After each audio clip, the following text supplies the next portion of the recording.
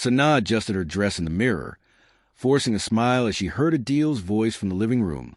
He was on another call with Raza, his boss, his tone eager, almost desperate. She sighed. Their conversations had become routine, filled with work, deadlines, and professional ambitions, but never about them. Adil hung up and walked toward her. "Raza has invited us to a dinner party," he said casually, fixing his tie. "It's important for my career." She nodded as always. His career had been important for years, more important than her, it seemed. Later that evening, they arrived at Raza's grand house. The air smelled of expensive cologne and wine. Sanaa noticed Raza's gaze lingering on her a little too long. It made her uncomfortable, but Adil was too busy exchanging pleasantries to notice. Across the room, Hina, Raza's wife, leaned against the bar, stirring her drink with a smirk. She locked eyes with Adil briefly before looking away, her lips curving into a knowing smile. Sanaa didn't see it. She was distracted by another face. "Didn't expect to see you here," Zion said, appearing beside her. His voice was smooth, familiar.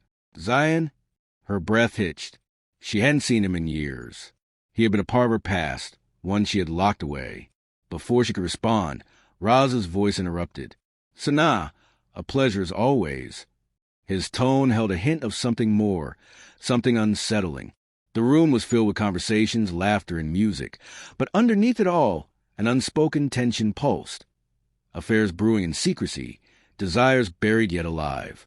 No one knew yet, but their lives were already entangled in a web of betrayal, and soon the threads would start to unravel. The dinner was extravagant, but Sanaa felt suffocated. Raza sat too close, his voice low and deliberate whenever he spoke to her. His fingers brushed hers as he passed a glass of wine, an action so subtle yet intentional. She pulled her hand away, her discomfort growing. Across the table, Hina laughed at something Adil whispered in her ear.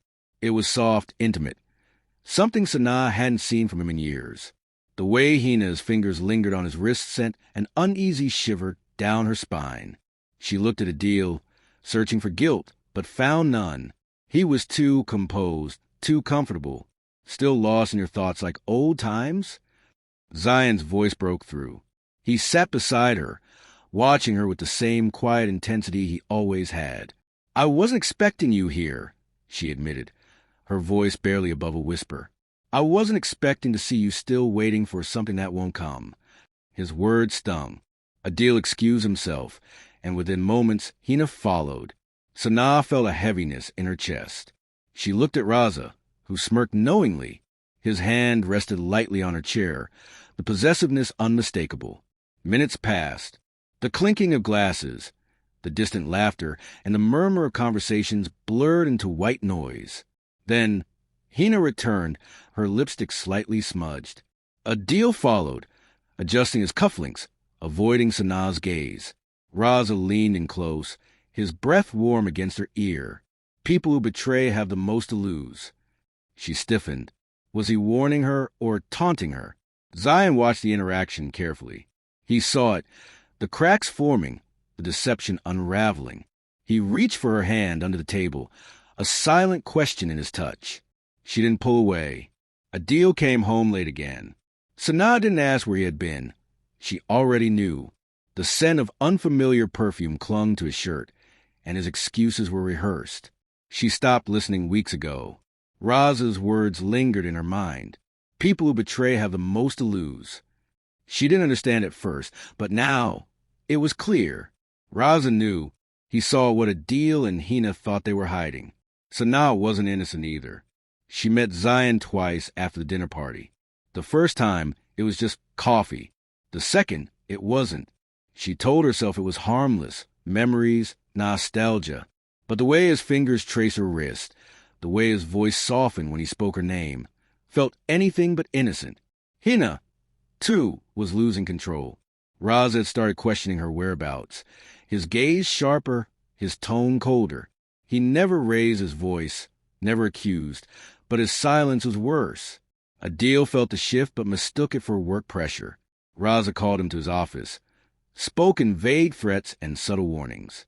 "A man should always know where his loyalty lies," he said, looking at him too long. too knowingly. Adil left the office unsettled. That night, he watched Sanaa closely for the first time in months. She wasn't the same.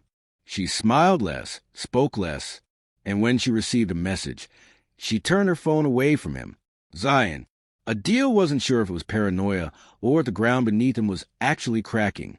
Meanwhile, Raza was done waiting. He called Sanaa the next day. His voice was calm, calculated. Meet me. We need to talk. She knew she shouldn't go, but she also knew she would. Sanaa sat across from Raza, her hands clenched in her lap. His office was dimly lit, his expression unreadable. He leaned back, watching her like a predator studying its prey. I know about Adil and Hina, he said, his voice disturbingly calm. She swallowed hard but didn't speak. I could ruin him, Raza continued, pouring himself a drink. His career, his reputation. But I won't, if you give me a reason not to. Her stomach twisted. What do you want? He smirked. You already know. Disgust crawled up her spine. She stood abruptly. I'm leaving. You're free to, he said, swirling the liquid in his glass. But Adil won't survive what comes next. She left without another word, her heart pounding. The moment she reached home, she found Adil waiting. His face was tense, his eyes dark with suspicion. Who were you with? He asked. The hypocrisy in his voice stung. Who were you with? She shot back. Silence. The air between them was thick with unspoken truths. Before he could respond, the door swung open. Hina stood there, her face pale. Behind her, Raza. We need to talk, Raza said, stepping in like he owned the place. Adil's fist clenched. You have no right. Oh, but I do, Raza interrupted smoothly. Because I know everything. Hina's eyes darted to Adil, panic creeping in. Sanaa looked at Zion, who had followed behind. Concern etched across his face. Everything unraveled at once. Accusations, confessions, shattered trust. Raza watched it all with quiet amusement. He had set the fire. Now, he was just waiting to see who burned first.